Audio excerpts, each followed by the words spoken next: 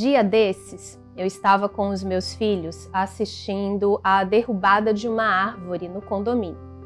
E eles muito empolgados, né, com içamento, facão, coisa que menino gosta bastante. Terminada a parte de cortar o tronco da árvore, veio a parte mais difícil e demorada, que foi extrair a raiz da árvore. De fato, é muito mais trabalhoso arrancar a raiz do que cortar o tronco.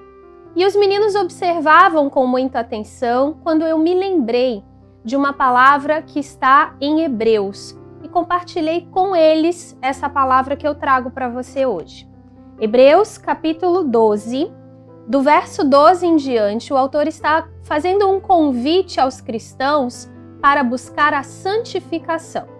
E no verso 15, ele diz assim: tendo cuidado de que ninguém se prive da graça de Deus, e de que nenhuma raiz de amargura, brotando, vos perturbe, e por ela muitos se contaminem.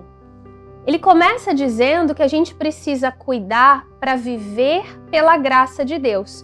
O que é isso? É viver dependendo da graça e do favor imerecido de Deus, viver contando com a ajuda de Deus para as nossas dificuldades, para o nosso aperfeiçoamento, para a nossa santificação, que é o tema aqui desse capítulo.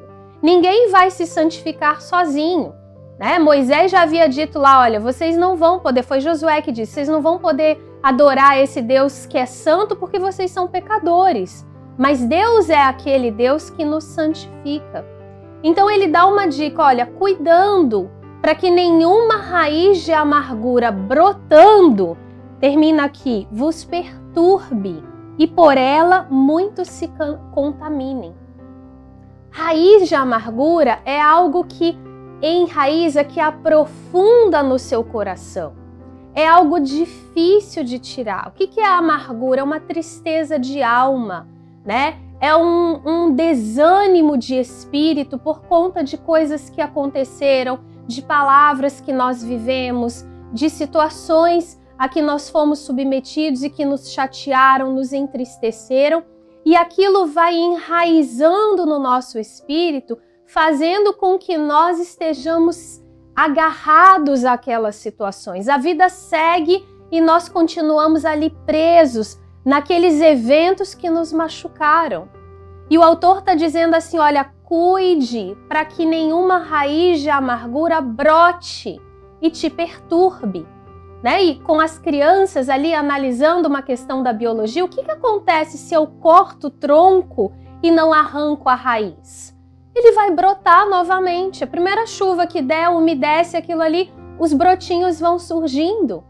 Né? E com a amargura é a mesma coisa. Se eu não arranco pela raiz, se eu não me lanço aos pés do Senhor, dependendo da graça dele, né? E digo, Deus, eu preciso resolver essa situação. Já foi vivido, não tem como desviver isso, se é que existe essa palavra, não tem como apagar o que eu ouvi, não tem como esquecer dessa situação tão triste, tão ruim, tão horrível que aconteceu, mas eu preciso arrancar isso do meu espírito. Eu não posso permitir que essa amargura fique ali agarrada em mim. E aí eu preciso voltar-me inteiramente para Deus, que é aquele que tem a graça, que é aquele que vai me ajudar a fazer esse movimento, esse processo, para arrancar e para essas raízes não ficarem dando brotos que vão me perturbar. E o pior de tudo, o texto termina dizendo que, além de te perturbar, essa raiz de amargura pode contaminar a muitos. Exatamente o que acontece.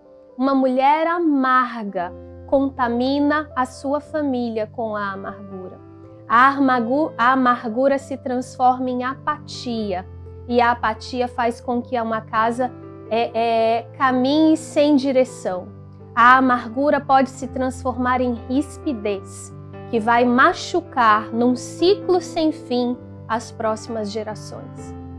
Eu te convido hoje a ir diante do Senhor, dependendo da graça dele, clamando a ele por ajuda, para arrancar toda raiz de amargura que porventura ainda esteja no seu coração.